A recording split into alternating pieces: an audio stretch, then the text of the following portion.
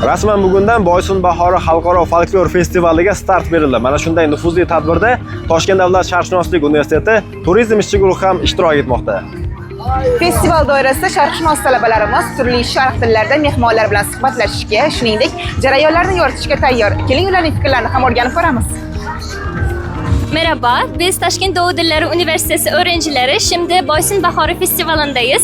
Bu Surxondaryo bölgesinin kültür ve geleneklerini öğrenmeyi bir fırsat oluyor. كل الأمور على ما يرام كما ترون الأجواء تتكلم.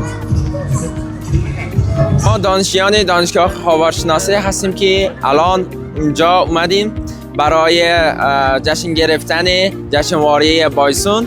الان واقعا خوشحال هستیم که اینجا ویدیو میگیریم، عکس بگیریم و بعد از این جشنواره درباره این جشن ما صحبت میکنیم و ویدیو آماده میکنیم.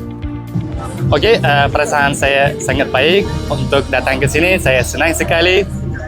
Anda juga bisa lihat semua orang menikmati. Mungkin orang dari luar negeri atau orang dari asli Uzbekistan, semua menikmati. Ya. Konnichiwa minasan, ima watashi wa Boysun Bahoru Matsuri ni imasu.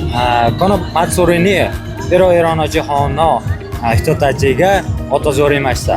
Kono Matsuri wa watashi tachi wa omotta yori tanoshi ni tsuki imasu. Festival ini sangat baik dan suasananya sangat meriah.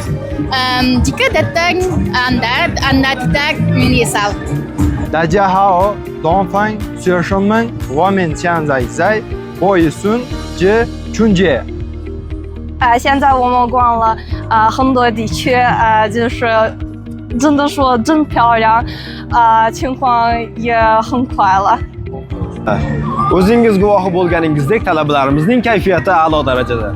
Biz esa jamoamiz bilan jarayonlarni yoritishda davom etamiz.